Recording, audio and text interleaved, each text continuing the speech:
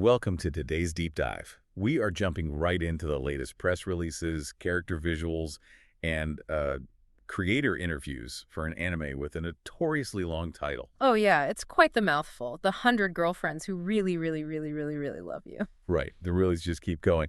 And it's coming back for Season 3 on July 5th, 2026. It is. And our mission today is to figure out how this utterly absurd premise, juggling 100 romantic leads, actually manages to succeed as a heartfelt modern staple. Because usually adding that many characters to a rom-com is like, well, adding extra steering wheels to a car. Yeah, it just guarantees a crash. But Yeah. here, it's like every new character acts as a load-bearing pillar. Okay, let's unpack this because the premise is exactly what it sounds like, but with a pretty lethal twist. Right, the rejection streak. Yeah.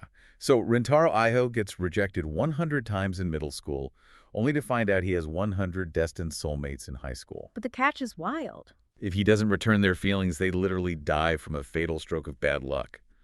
I mean, the emotional stakes are just wildly high for a comedy. They really are. What's fascinating here is that while the premise sounds like a complete fever dream, it actually captures hearts globally Right. because it balances this ridiculous meta-commentary with genuine emotional weight. It takes this absolute absurdity and treats it with life-or-death sincerity. I just struggle to see how that doesn't become exhausting for you watching. Like, What? if every new girl is just another cog in a massive meta joke about the genre, doesn't it lose its emotional core? You would think so, yeah. I mean, it sounds like a narrative house of cards. One too many characters, and the whole thing collapses. How does the creative team manage the sheer girl count without it devolving into shallow sketch comedy? Well, that comes down to the continuity of their creative engine. You have Baibury Animation Studios and director Hikaru Sato returning. Also, the same team is steering the ship. Exactly, and they are incredibly adept at translating the specific genius of the original manga creators, Nakamura and Nozawa. They completely master the art of escalating a joke until it becomes a heartfelt narrative pillar. Wait, really? Walk me through how that actually works in practice, though.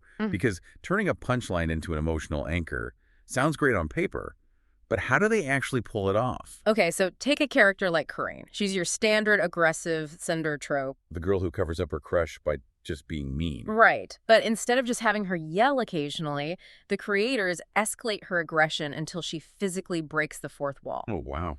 And then they use that superhuman gag-born strength to have her protect the other girls in the group. They take a tired cliche, push it past the breaking point, and use the wreckage to build a story about genuine sisterhood. That's actually brilliant. And you'd think a show juggling this much emotional weight and sheer narrative chaos would need a heavy dramatic release window. But they're not doing that at all. No.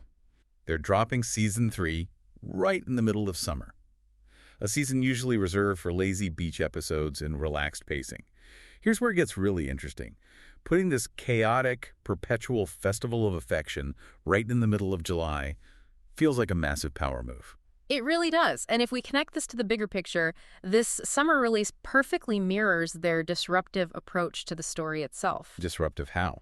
Well, the upcoming season isn't just about padding out the roster with more numbers. Every new personality they introduce is specifically designed to deconstruct anime tropes. They're pushing the boundaries of the harem genre. Which is so smart, because Yep. normally that genre involves a hero stringing along multiple love interests forever without ever actually choosing one. Right, it's built entirely on indecision. Yeah. And this show weaponizes that very concept. Instead of stringing them along, Rentaro explicitly commits to all of them simultaneously. Which is just absolute chaos. But the chaos is the point. The creators aren't just making fun of the tropes.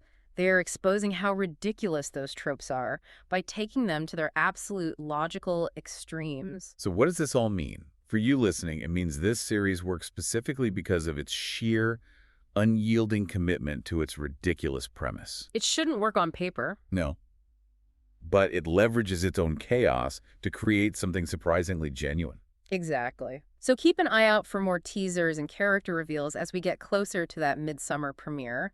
The realies in the title are multiplying, and the new key visual promises inevitable expansion. Oh, the chaos is only going to grow. For sure. Which leaves you with one major question to ponder. If this narrative thrives on introducing and completely deconstructing tropes with each new character, Yeah. how are the creators going to maintain this momentum when they inevitably run out of standard tropes to parody?